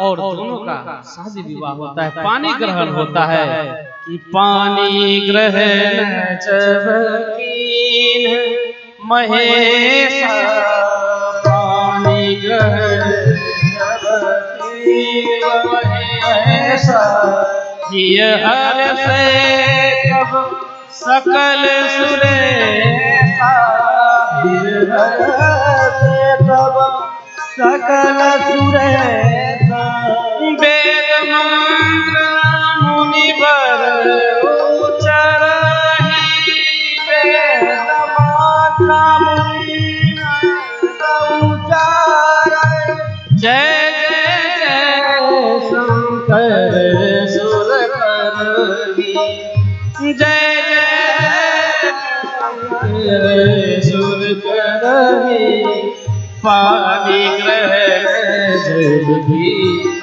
महेशा, पानी ग्रहण जब कीन महेशा, बाजहि बाजन विविध विधान, बाजहि बाजन विविध विधान, सुमन पृष्ठ नव भई विधि नाना, सुमन पृष्ठ सुमन पृष्ठ नव भई विधि नाना। सब देवता सब ऊपर से वो फूलों की वृष्टि करने लगे, शादी विवाह होने लगा, सब नाचने गाने लगे। क्या गाए? आज भोलेनाथ की शादी है, आज भोलेनाथ की शादी है, नाथ की शादी है, मेरे बैद्यनाथ की शादी है, नाथ की शादी है, मेरे बैद्यनाथ की शादी है, आज भोलेनाथ की शादी है, आज भोलेनाथ की शादी है, नाथ की शादी है, मेरे बैद्यनाथ की शादी है, आज भोलेनाथ की शादी है, आज भोलेनाथ की शादी है। बोलिए बांके बिहारी लाल की जय। एक बात बताऊं,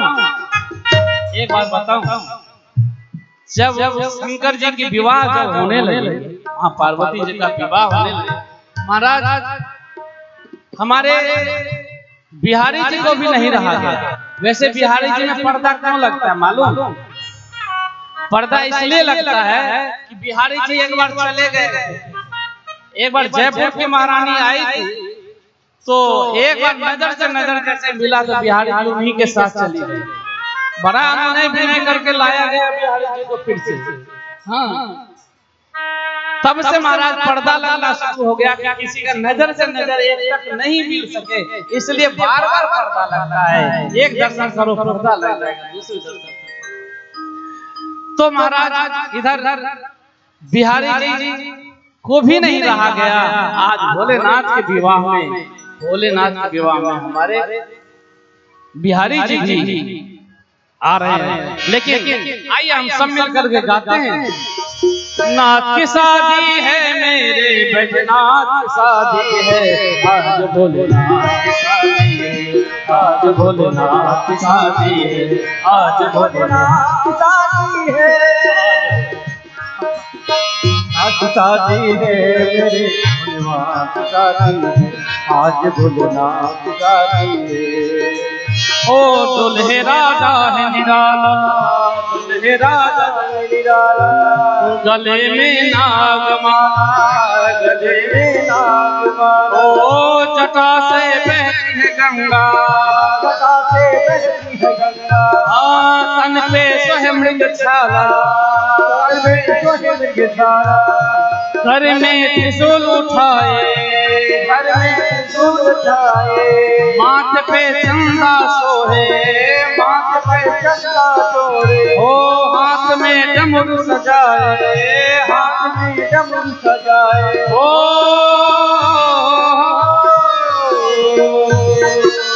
शिव शंकर की भैल सवारी मन को लुभाती है, आज भोलेनाथ की शादी है, आज भोलेनाथ की शादी है, ओ नाथ की शादी है मेरे बैजनाथ की शादी है, आज भोलेनाथ की शादी है, आज भोलेनाथ की शादी है।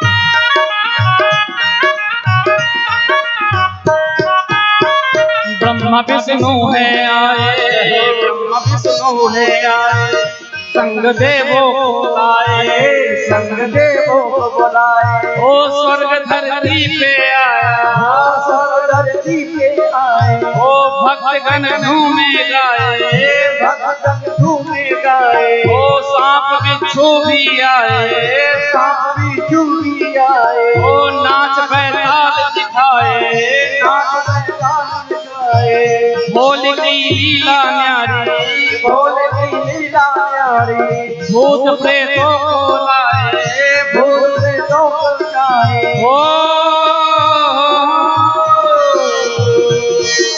शिव के बराती अजवानों के पूरे हाथी आए हैं, आज भोलेनाथ की शादी है, आज भोलेनाथ की शादी है, ओ नाथ की शादी है मेरे बैजनाथ की शादी है, आज भोलेनाथ की शादी है, आज भोलेनाथ की शादी है, आज भोलेनाथ की शादी है, आज भोलेनाथ की शादी है, आज भोलेनाथ की शादी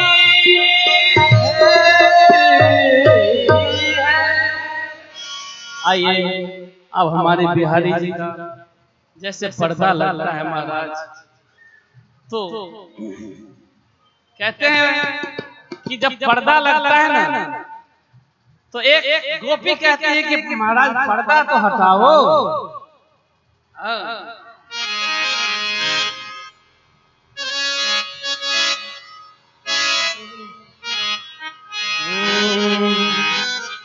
पर्दा में बैठे बैठे यूं न मुस्कुराइए,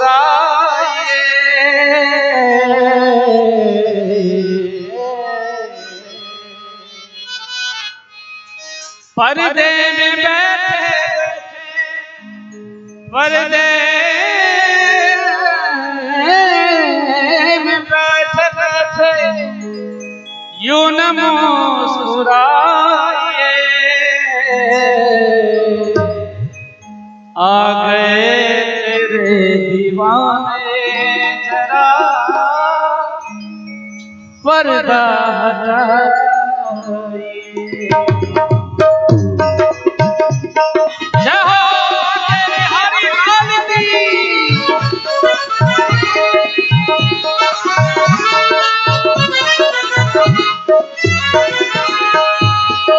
पर्दे में बैठे पर्दे में बैठे बैठे मुस्कुराइए, पर्दे बुलाइए, आ गए तेरे दीवाने जरा पर्दा हटाइए, आ गए तेरे दीवाने जरा पर्दा हटाइए, आ गए तेरे दीवाने जरा पर्दा हटाइए, आ गए तेरे दीवाने जरा पर्दा हटाइए।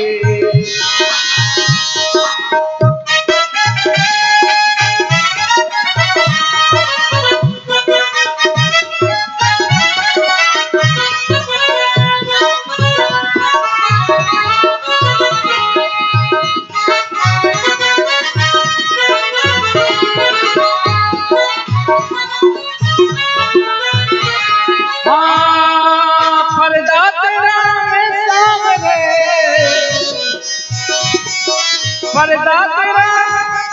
पर्दा तेरा हमें सामने नहीं मंजूर सावरे,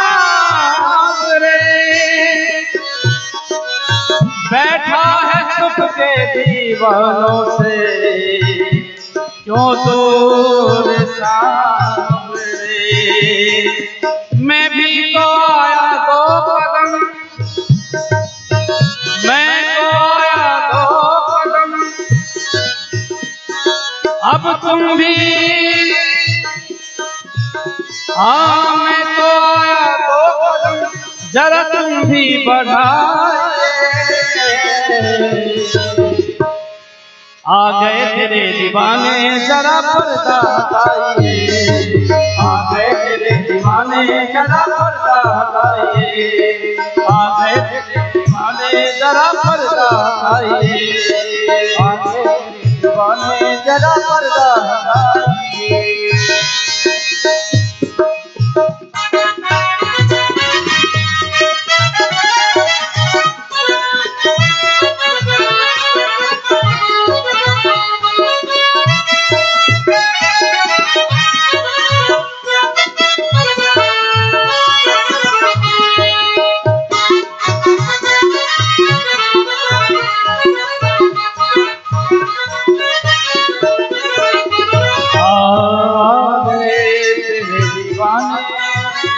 जरा पर्दा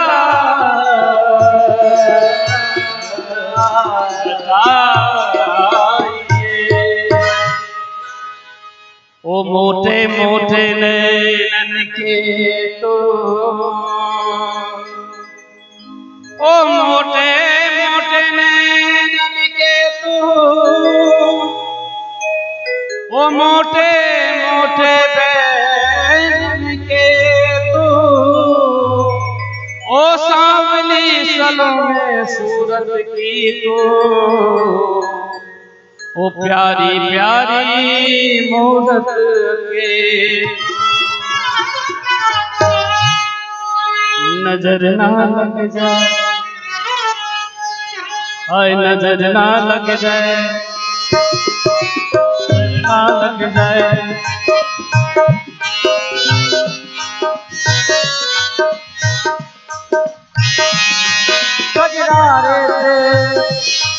गजरारे मोटे मोटे नैना, गजरारे तेरे मोटे मोटे नैना, तेरे नैना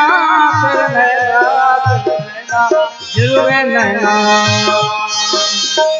माँ के बिहारी गजरारे तेरे मोटे मोटे नजर ना लग जाए, नजर ना लग जाए, नजर ना लग जाए, माँ के बिहारी गजरारे तेरे मोटे मोटे नजर ना लग जाए, नजर ना नजर ना लग जाए।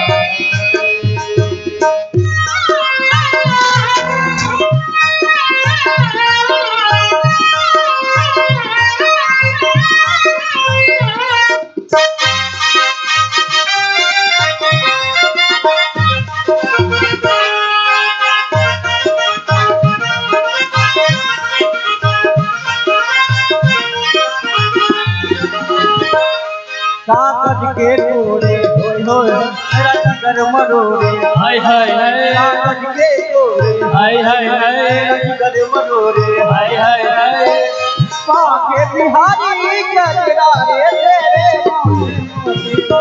हाय नजर ना लग गए हाय नजर ना लग गए नजर ना लग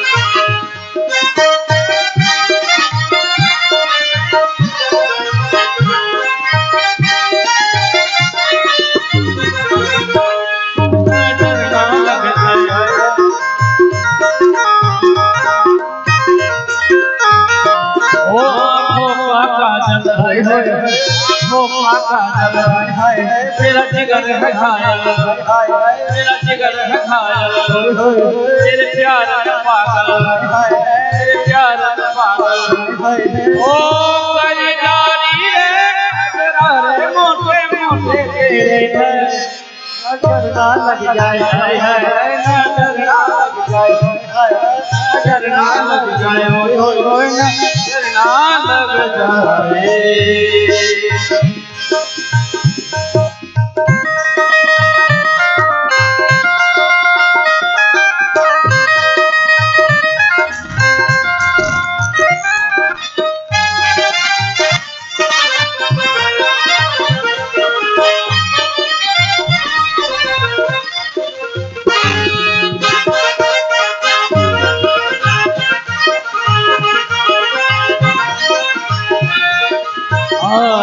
तेरे मुकुट की लटकन आए की लटकन तेरे अधर की मुस्कान रीवा की मटकन बलिहारी मोटे मोटे हाय नजर ना लग जाए नजर ना लग जाए नजर ना लग जाए नजर हाय हाय ओ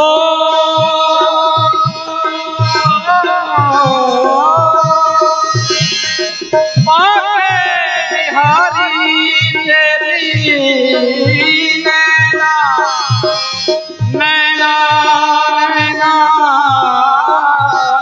नैना नैना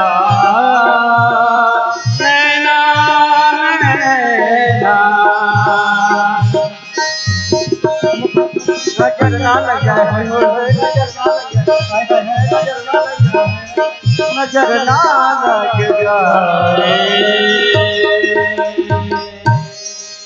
बोलिए बांके बिहारी लाल की आइए हम सब मिलकर के आरती करते हैं राधे श्री राधे और भगवान की बड़ी कृपा बिहारी जहाँ सबके बीच में विराजमान है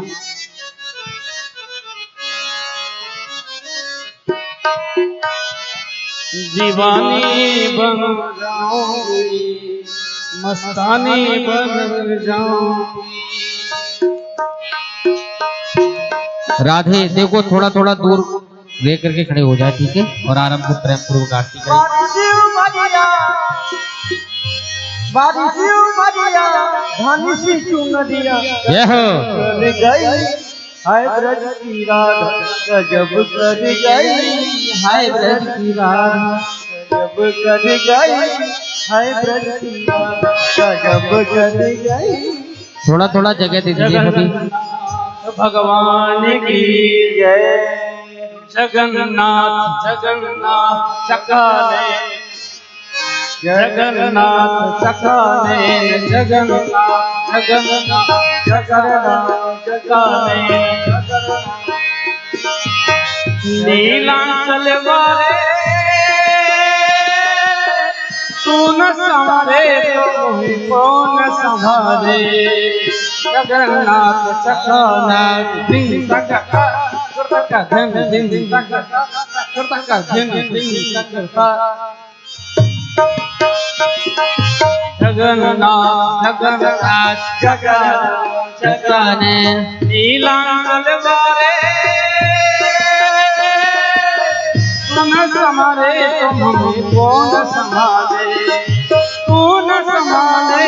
हमें कौन संभाले, तू न संभाले तो हमें कौन, थोड़ा थोड़ा जगह दीजिए। तू न संभाले तो हमें कौन संभाले, तू न संभाले तो हमें कौन संभाले, तू न संभाले तो हमें कौन संभाले। बोलिए बांके बिहारी लाल की जय, वृंदावन बिहारी लाल की जय। सभी थोड़ा थोड़ा जगह दीजिएगा। ओम चंद्रमा मनसो जातो सूरजो अजायता स्रोत्राद्वायश प्राण समुखाद अग्निराजायता। श्री बांके बिहारी आरती गा, श्री बांके बिहारी आरती गाओ, आरती गाऊं प्यारे आपको गाऊं, आरती गाओ प्यारे आपको गाओ। ये गिरधरी आरती गाऊं, हे गिरधर तेरी आरती गाओ। मोर मोर तेरे शीश पे सोए, मोर मुकुट शीश पे सोए, प्यारी बांसी मुनि मन मोहे, प्यारी बंसी मेरो मन मोहे। देख छवि बिहारी में जाऊं, रे छवि बिहारी में जाओ। ये गिरधरी आरती गाऊं, हे गिरधर तेरी आरती गाओ। चरणों से निकली है गंगा प्यारी, चरणों से निकली है गंगा प्यारी, जिसने सारी दुनिया तारी, जिसने सारी दुनिया तारी, उन चरणों में शीश नवाऊं, उन्हें चरणों में भी शीश नवाऊं। बांके बिहारी आरती गाऊं, बांके बिहारी तेरी आरती गाओ। प्यास दास की नाथ आप हो, प्यास दास के नाथ आप हो, सुख दुख जीवन प्यारे साथ आप हो, सुख दुख जीवन प्यारे साथ आप हो, उन्हें चरणों में शीश नवाऊं, उन्हें चरणों में शीश नवाओ। बांके बिहारी आरती गाऊं, बांके बिहारी तेरी आरती गाओ। बोलिए बांके बिहारी लाल की। सभी भक्त प्रेम पूर्वक आरती करें।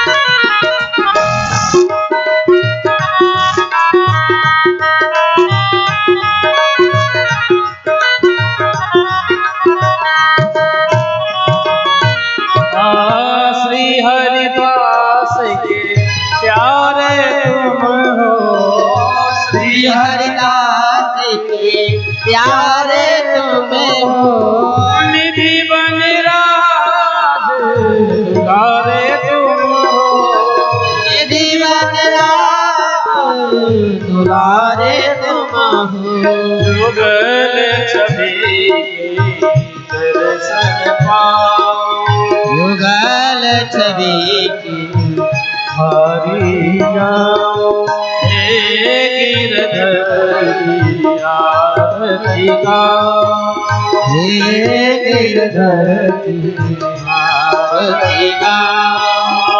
सदा संग विष्णु भानु दुलारी, सदा संग भान दुलारी, श्री राधा प्राण से प्यारी, श्री राधा नन से प्यारे, आस सदा पावन पाए, वास सदा पावन पाऊं। हे गिरधर की आरती गाओ, हे गिरधर की आरती गाओ, हे गिरधर की आरती गाओ, हे गिरधर तेरी आरती गाओ। हरे कृष्णा हरे कृष्णा कृष्ण कृष्ण हरे हरे, हरे राम हरे राम राम राम हरे हरे, हरे कृष्णा कृष्ण कृष्ण हरे हरे, हरे राम राम राम हरे हरे। आकर बोले गौरव करुणावतार, उनके भवानी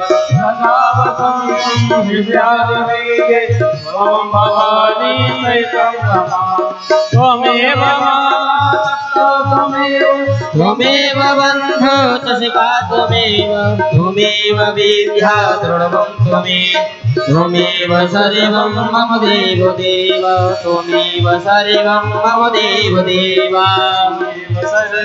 मम देव देव। जनेन सिद्धिकरं देवता विवन्दनं मन्त्रसुपाञ्जलिः। हरिः ओम। नाना